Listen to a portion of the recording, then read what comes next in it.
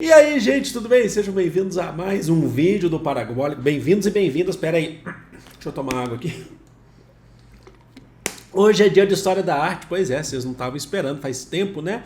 História da Arte focado para o Enem e vestibulares. Então a gente vai ter bastante detalhe, bastante coisa legal aqui para fazer, imagens. Porque hoje é uma arte muito importante que a gente vai falar de arte grega. Ok, então já se inscreve no canal, se ainda não for inscrito, e curte esse vídeo para ajudar o canal a crescer, porque tem história geral, história do Brasil, tem um monte de coisa, filosofia, sociologia, Enem e demais vestibulares, tá bom? Lembrando que os meus links aqui de redes sociais estão aqui no comentário fixado. Sigam, que é muito importante. Vamos então começar a falar de arte grega na nossa playlist de História da Arte para o Enem. Bom, vamos lá então. O Gombrich, que é um dos grandes historiadores da arte, sociedade, tudo que a gente utiliza muito, os links, inclusive as fontes que a gente utilizou nesse vídeo, roteiro da Marília, inclusive, estão aqui na descrição para vocês, tá bom? Sempre vídeos aí com descrição. Agora, o Gombrich, ele chama a arte grega de o despertar. Por quê? Porque é a importância de estudar a arte grega. A sociedade, enquanto a arte enquanto um reflexo composto dessa sociedade, certo? Então foi a partir da Grécia, você sabe, principalmente a Grécia como um todo, mas se a gente falar em Atenas, por exemplo, que a gente tem uma eclosão ou uma explosão da filosofia. Por que a filosofia ateniense ela é muito importante? Porque em Atenas, onde o cidadão poderia falar o que era ser cidadão, está certo, dentro daquele limite do que é ser cidadão na concepção ateniense, se fazia filosofia, o pensar. Então isso ajuda a desenvolver a arte, a arte como um todo, né? A arquitetura como um todo também. E aí a gente tem lá dentro do período clássico, por exemplo, um dos grandes nomes dessa democracia ateniense, que vai ser o Péricles. E ele defende essa ideia do livre pensamento. Então é normal que na Grécia você tem menos ação, por exemplo, de um estado, como foi no Egito, que era um modo de produção diferente, era um modo de produção asiático. Para o cidadão agora, você tem mais liberdade de pensamento, o que reflete na liberdade de suas ações. Tá bom? Então, por exemplo, quando os templos, vários templos, artes gregas foram destruídas pelos persas nas guerras médicas, há um processo de reconstrução, talvez um pouco diferente do que se tinha antes. Há uma liberdade. Então é um despertar da história da arte aqui pra gente. E vocês sabem bem os períodos do mundo grego, que a gente fala lá do pré-homérico, do período homérico, do período arcaico e do período clássico depois do helenístico. A gente sabe que antes do clássico, a gente vai trabalhar aqui, que a arte ela já era um pouco mais primitiva na Grécia mesmo. Como assim? Não primitiva, acho que é exagero falar, mas era uma arte mais rudimentar. Elas pareciam muito mais, por exemplo, com uma arte egípcia ou uma arte até mesmo mais antiga. Então você tem mais noções de figuras geométricas, você tem mais focos, por exemplo, em algumas cenas, mas um desenho muito mais forte e rigoroso do que, por exemplo, a delicadeza que a gente conhece mais da arte grega. Sabe aquela arte grega que todo mundo fala, que é característico? Pois é, aquilo lá é muito mais a partir do período clássico e chegando no helenístico. Antes há um processo de construção, até mesmo por conta das influências que a Grécia vai tendo ao longo da história. São vários povos que habitaram as penínsulas, né, balcânicas, as penínsulas onde tem a Grécia, né? Por exemplo, desde da Ática, onde você tinha Atenas, até Peloponeso, onde você tinha Esparta, e outros pontos também do leste a oeste do mundo mediterrâneo, onde você tinha ainda colônias gregas que foram chegando. Essa arte ainda está sendo desenvolvida. É claro que a gente sabe que, por exemplo, em Atenas, você tem um maior avanço, principalmente por conta, quando você chega no período clássico, como eu falei para vocês, é livre o pensar para quem é considerado cidadão, e muitos desses artistas são cidadãos. E aí a gente faz uma relação importante com a filosofia. Protágoras, filósofo Protágoras, que vai ser chamado também, pode ser chamado também de um sofista, mas vamos trabalhar como um filósofo, que ele fala, tem vídeo aqui de Protágoras, inclusive, no canal, quando ele fala que o homem é a medida de todas as coisas. Das coisas que são boas, das coisas que são ruins, o homem é a medida de todas as coisas. essa frase, ou esse pensamento, melhor dizendo, ele vai ser muito importante para a arte, para o ser humano no mundo grego, quando a gente chega nesse período principalmente clássico, ele desenvolver técnicas, já que ele é a medida de todas as coisas. Ele já não está pensando numa arte que vai ser uma luz divina que vai pairar sobre ele. O homem é a medida da sua própria arte. Então técnicas são desenvolvidas, o ser humano acredita nele mesmo como o produtor. Isso é muito parecido com o Renascimento? Porque a gente sabe, claro, que tem suas diferenças, porque o Renascimento ele é influenciado pela arte greco-romana, pelo mundo greco-romano. Então, agora a arte ela passa a distanciar mais agora do que você tinha da arte egípcia, de figuras mais retas, figuras mais geométricas, e que tinha um conteúdo do Estado, um conteúdo do faraó, ou seja, um conteúdo religioso, mitológico muito forte na obra do artista. Isso que eu estou falando para vocês de se distanciar da arte egípcia, é esse nascer, né, da arte grega, é muito bacana porque agora os gregos, olha só, eles passam a tentar esculpir o que eles estão vendo. Então eles passam a esculpir o que eles estão vendo, de acordo com a perspectiva. Então a gente já começa a falar de uma noção de perspectiva, que é o escorço, né? Uma noção de perspectiva. Se o grego ele quer esculpir uma pessoa, mas ele está do lado de cá dessa pessoa, ele passa a ter uma noção de perspectiva lateral, ou uma perspectiva muito mais apurada do que se tinha dos egípcios, daquele corpo, da lei da frontalidade dos egípcios, vocês lembram? Ou em esculturas que eram todas retas, vocês lembram disso? E pela primeira vez, mais ou menos 500 anos antes de Cristo, pela primeira vez, um pé na história da arte é visto de frente, dentro da história da arte. Porque antes era tudo de lado dos egípcios, vocês lembram? Agora um pé é visto de frente. É comum a gente encontrar, por exemplo, quando vai estudar arte grega, encontrar vasos gregos. Principalmente a cerâmica grega, a gente vai dividir mais ou menos em dois períodos, tá? Um período de 800 a.C., que a gente, para a arte grega, a gente vai chamar de um período antigo da arte grega. E depois, esse período, ele também leva em consideração figuras geométricas na cerâmica, tá bom? É uma cerâmica mais rudimentar em seus desenhos, as estampas. E depois uma cerâmica já num período arcaico, por volta de 500 a.C. para frente, onde você tem obras, o considerado auge, ou o grande áurea da pintura grega, principalmente em preto e vermelho. Vocês já viram vários vasos preto com um tom mais avermelhado, talvez isso tenha perdido de cor. Vocês sabem que muitas das esculturas gregas eram coloridas, eram pintadas à sua época, essa tinta ela se esfacelou com o tempo.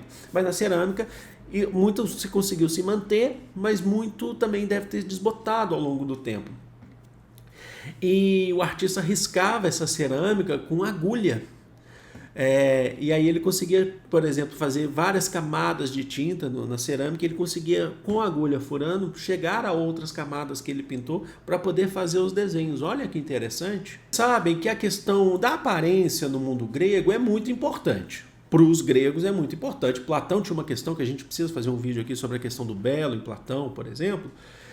A arte grega, sobretudo quando a gente chega, principalmente no período da arte clássica, saindo do arcaico, chegando no clássico, ela começa a valorizar também, além da questão que a gente pode definir como uma questão mais rebuscada, uma questão de curvas, entre outras coisas, saindo, né, com um renascer dessa arte, ou um nascer, na verdade. A arte grega também vai valorizar a questão do nu. Olha só que interessante. Ela vai valorizar o nu. Primeiro, o nu masculino. E vocês sabem por quê, né? Porque as relações, inclusive, as relações físicas, pessoais, muitas vezes eram feitas entre homens no mundo grego.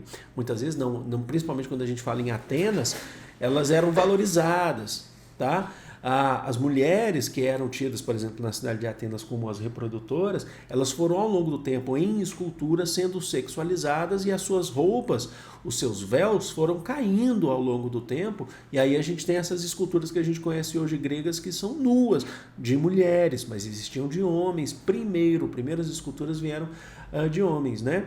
Então, isso também tem a ver com a questão da liberdade dada pela arte grega, sabe? A liberdade, como eu já falei para vocês, e eu bato na tecla, arte e sociedade estão caminhando juntos, uma faz parte da outra, e só é possível ter isso de acordo com uma liberdade que se tem dos artistas, tá bom? E aí uma outra característica das esculturas, vocês percebem que a gente está focando mais em escultura. Tem um vídeo aqui no canal que eu fiz que é de 1 ano atrás, mais ou menos, eu posso deixar linkado para vocês aqui no card, aqui, né?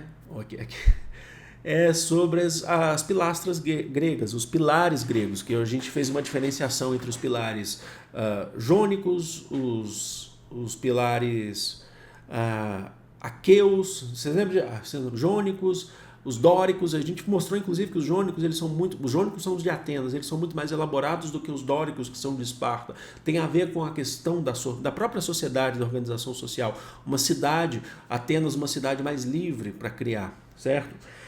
E uma característica que a gente tem também, principalmente quando a gente fala das estátuas ou da escultura grega, é a questão do princípio de apoio do peso, que é o contraposto. Sempre uma perna mais na frente, fazendo a questão do peso, o que dá a noção para a gente de movimento. Aí é muito bom a gente fazer as comparações, porque no Egito você tinha pouco isso. Isso você teve durante um período no Egito, sim, mas ainda assim não era que nem no grego. Uma questão de um apoio de movimento. Parece que a cena foi registrada na hora, no instante da caminhada ou no instante da corrida, mas principalmente da caminhada. Muito interessante. Então a arte grega, quando a gente fala em a Grécia, o berço da civilização ocidental, também para a arte, porque ela traz inovações tecnológicas extremamente importantes para a gente, tá bom? A gente tem aqui um quadrinho, e aí eu coloco na tela para vocês, que eu acho que é muito importante colocar esse quadrinho na tela, que é simplesmente básico, a divisão da arte. Eu queria que vocês focassem principalmente nos estilos de arte grega, tá bom? Que a gente tem aí. Então a gente tem o quê?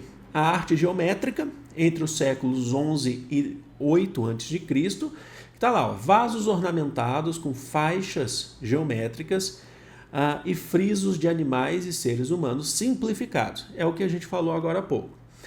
A arte arcaica, que vai de 600 a.C.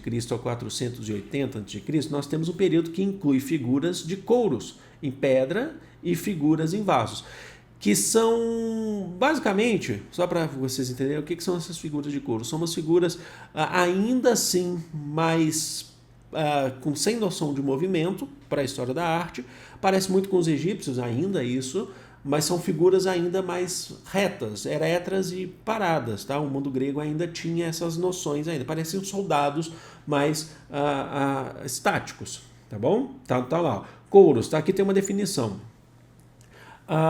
Jovem masculino ou moça jovem vestida, mais antigas, estátuas de figuras humanas, posição frontal, como eu falei, pé esquerdo avançado, você tem punhos fechados e carela conhecida como sorriso arcaico. Tem uma influência da arte egípcia aqui. A gente tem ali estilo severo, a fase inicial da escultura clássica, caracterizada por expressões reservadas distantes. A arte clássica, que é a mais conhecida do mundo grego, que é o auge da arte e da arquitetura na Grécia, figuras idealizadas, olha o tempo de Platão, ilustram ordem e harmonia. Então a gente já tem aquela noção do belo sendo colocado. E depois você sabe que o mundo grego vai para a arte helenística, porque o mundo grego é dominado pelo Império Macedônico de Filipe II e Alexandre da Macedônia, Alexandre o Grande, pós-guerra do Peloponeso. Então as cidades-estados elas perdem muito da autonomia, perdem a autonomia na verdade, porque agora tudo se torna parte de um império. Mas como Alexandre o Grande era um grande Alexandre o Grande era um líder que se espelhava muito na cultura grega, vem aquele período helenístico, que é parecido. Então a arte ela não é mais igual o que você tem da clássica, é parecido. Um estilo muito bacana aqui, que é uma obra muito bacana que a gente tem aqui, é o Laocoonte. Laocoonte, que é, se eu não me engano, Laocoonte foi, na história, tá? Ele foi... Opa, bati no microfone aqui. Laocoonte pela lenda, pertenceu, por exemplo, à Guerra de Troia, e ele foi acusado, se eu não me engano, por Apolo, por ter lançado uma lança, né, contra o cavalo, arremessou uma lança contra o cavalo de Troia, e Apolo condenou ele a ser comido, que seus 2 filhos fossem comidos por serpentes. O Laocoonte, ele retornando para casa, na estrada ele é atacado por serpentes, né? Os filhos dele são atacados por serpentes, e ele tenta intervir, e aí ele é comido também pela serpente. Pela história e tal. Aí reparem que existe uma noção mais dramática. O helenístico ele tenta mostrar um drama maior, tem a ver com a mitologia grega, mas esse já não é o período clássico grego. É interessante notar, então, essa obra do Laocoonte, né, com os filhos atacados pela serpente, tem uma réplica dela, eu não acho que não é em tamanho real, no Parque do Ibirapuera, aqui em São Paulo, na entrada do portão, em um dos portões. Ali você já tem uma réplica, o pessoal passa ali. Mas é bem interessante de se pensar, tá bom?